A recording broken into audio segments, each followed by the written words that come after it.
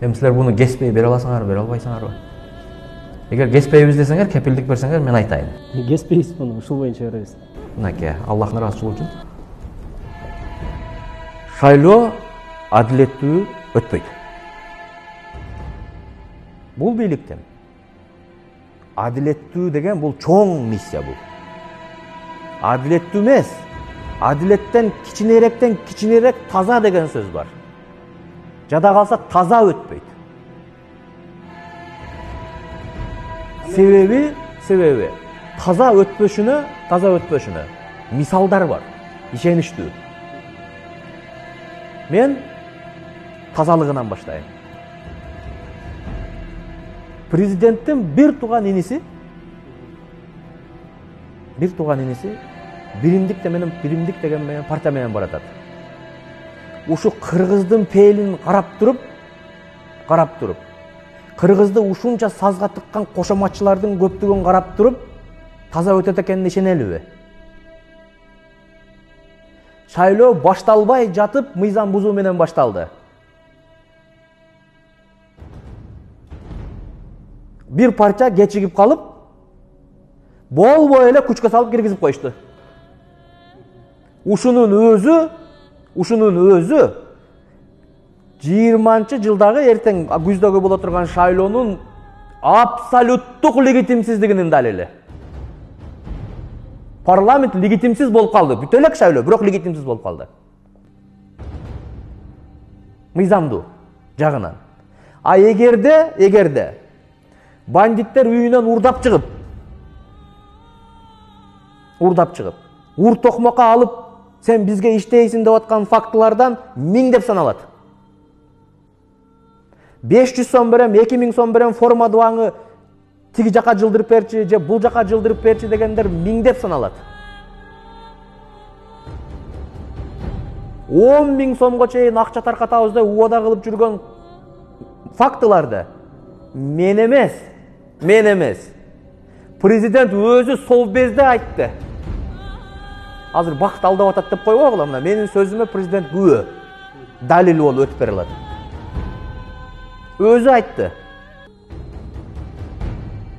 Ушул мыйзамдуу шайлообу, ушул таза шайлообу. Анан ушул кичинекей шайлоонун тазалык дегенин камсыздай албаган бийлик тазалыктан 1000 эсе бийик турган. Адам затынын, адам жашоосунун Аллахтан берген маңызын түзгөн адилеттүүлүк дегенди жарата алабы? Адилеттүүлүк өлгөн жерде акыйкат өңгүрө ыйлап турат дейт. Адилеттүүлүк өлдү деген сөз бул бар жок бүттү деген сөз. Адилеттүүлүк деген бул теңдик деген. Бул тең эркиндик деген. Бул эркин атаандаштык дегенди түшүндүрөт. А бийлигиң адилет боло албай атса, өзүнүн оппонент партияларынын тизмечине чейин киришип атса, кээ бир партияларды шайлоодон өткөрбөй коеюн деп кечиктирип путун тушап атса, ушул эркин атаандаштыкпы? Ушул тең салмактуулукпу? Эми адилеттүүлүк жөнүндө айтайын.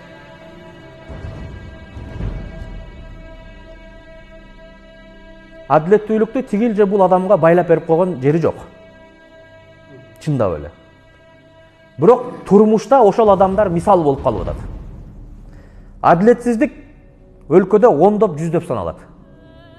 Бирок биз анын бар экенин тигил же бул атактуу адамдардын мисалында билебиз. Ошондуктан мен дагы аз адамдардын мисалында сүйлөйүн деп атам. Президенттик шайлоонун алдында Текебаев, Садыр Жапаров, Чотонов, Мелик Мырзахматов деген Кыргыздын чыгаан балдарына чабуул башталды. Атамбаев тарабынан. Анткени Атамбаевдин президенттикке көрсөтүп аткан талапкери Сооронбай Жээнбековдун ошол маалдагы рейтинги 3% болчу.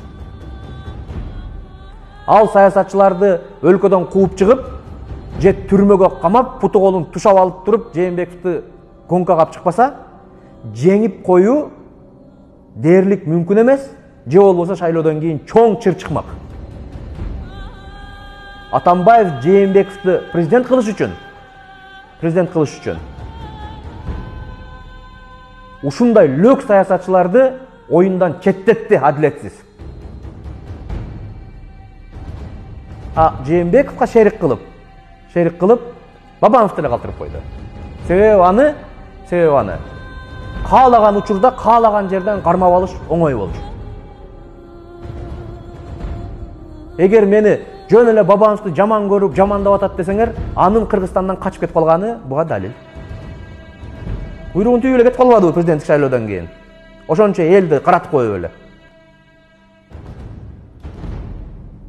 Мына ошол адамдар, Тегебаевтар, Чотоновтар, Садыр Жапаровтар, Мелис Мырзахматовтар тилекке каршы Сооронбай Жээнбековдун президенттик тактысы үчүн садага чабылган балдар. Урматтуу кыргыз элим, калыс болгула. Адилеттүүлүк калыстыктан турат. Хандын адилеттүүлүгүн элдин калыстыгы камсыздайт. Элин калыс боло албаса, эч качан ханын адилеттүү боло албайт. Мына ошол балдар садага чабылып, Жээнбеков шайлоодон утуп келди, бүттү.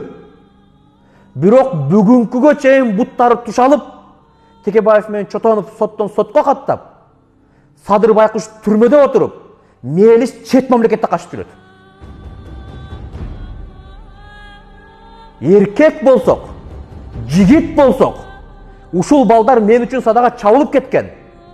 Мен өзүм президент болдум, эми бардыгын путу колун чечейин да, кой берейин дагы, адилеттүүлүк үчүн эркекче жигитче күрөшөйүн деп, бардыгын гонкага кой бериш керек да. Садырды түрмөгө тыгып, партиясын бирөөгө алып берип, Текебаевдин путун тушап, партиясын бирөөгө алып берип, Мелисти кууп чыгып, партиясын бирөөгө алып берип, ушунун эмнеси адилеттүү шайлоо? Менин шайлоого бара албай атканымдын себеби да ушул. Бийликтин адилетсиздигин, бийликтин мыйзамсыздыгын мен легитимдештирип койгум келбейт. Эртең тарыхта бул тарых болуп жазылганда мен да ошол жакта жазыла албайм. Мен тескерисинче саясий маданияттуулукту көрсөтүп, солидарность кылып, мен Текебаев менен, Садыр Жапаров менен, Чотонов менен, Мелис Мырзахматовтар менен көчөдө калдым эл менен. Бизге хандын жакшысы керек эмес, бизге адилеттүүлүгү керек. Адам башын сайса, сая турган бир нерсе бар, ал адилеттүүлүк. Мен ошого сайгам башымды. Кааласа камап койсун, кааласа бышырып жесин. Мен элдин колдоосун ала албай, Жусуп Абдрахмановдун кор болгонун окудум, Исхак Разаковдун кор болгонун окудум, Насирдин Исановдун кор болгонун окудум, Бекмамат Осмоновдун кор болгонун окудум, Султан Ибраимовдун кор болгонун окудум. Насирдин Исановдун жөн жерден өлүп кеткенин окудум. Мен дагы ошолордун бири болуп калат экенимди билем, бирок мен ошолордой болгум келет. Өлүп калсам да. Мына кече коронавирус болду. 20 күндөн ашык оорудум. Кудайдын башка планы бар экен. Калып калдым. Мен аны азыр ушул саясатта болуп аткан план деп билдим. Эгер ошол коронавирустан биздин сыймылыбыз чубак ажы кетти. Не деген гана адамдар кетип калды. Ушул чубак ажыны Аллах ушул алдыдагы шайлоодо катышып калбасын деп бизге даже ыраа көргөн жок. Биз ошончолук дагы мындай бир татыган жокпуз. Татыксыз экенбиз. Ушул чубак ажыдай балага биз татыксыз экенбиз. Кудай алып койду. Ал саясатка аралашып, шайлоого барайын деп аткан экен. Биз билбедик, кийин жанкы шопуру бир интервью берип атып айтты. Барган аткан деп. Көрдүңөрбү? Бизге Кудай эмнелерди гана ыраа көрбөй атат. Ошондо төшөктө жатып, чубак ажынын өлгөнүн келдим. Акыбалы меникиндей экен, сүйлөй албай калыптыр. Баарыныкын көрүп аттым. Сүйлөшүп аттым ооруп аткандар менен. Мен менен сүйлөшүп аткан кээ бирлер өлүп кетти. Адам өлсө, төшөктө жатып да өлүп калат азырет. Курманжан энебиз айтты. Ошо Курманжан датка киносун көрүп да кыргыз сабак албады да. Мисалы үчүн, мага бүгүнкү чейин кулагыма угулат. Кыргыз төшөктө жатып өлбөйт. Кыргыз кылычтын мизинде кетет деп. Кыргыз төшөктө жатып өлбөйт. Кыргыз кылычтын мизинде кетет.